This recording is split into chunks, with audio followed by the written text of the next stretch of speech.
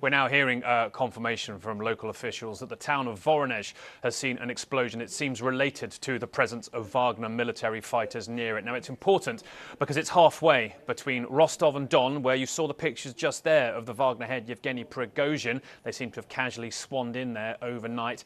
Halfway, Voronezh is to Moscow, which they've claimed is their ultimate objective here. Now, that is a startling thing, frankly, to say. We are now in utterly unprecedented territory for the 23 years in which Vladimir Putin has run Russia, and something I think which many thought may have been inevitable if there was adequate discontent within military ranks at how this war has been catastrophically bungled from the start.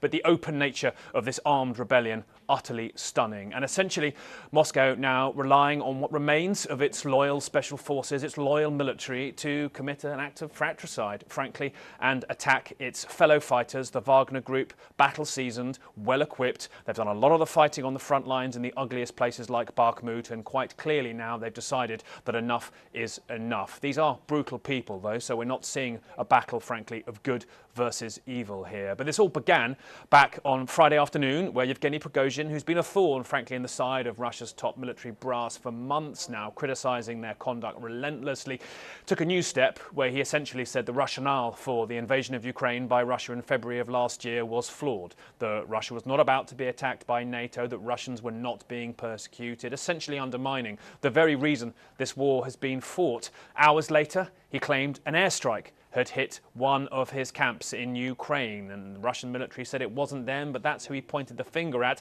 And then we have this remarkably, it seems spontaneous, but also if you look at the number of Wagner fighters on the move, it looks pretty well prepared, move towards Rostov-on-Don. That's kind of the Tampa, Florida, frankly, of the Russian military, where CENTCOM is based in the United States as a comparison, a key military hub in which now Prigozhin has shown himself swanning around the military HQ. Startling developments with now Moscow in their sights.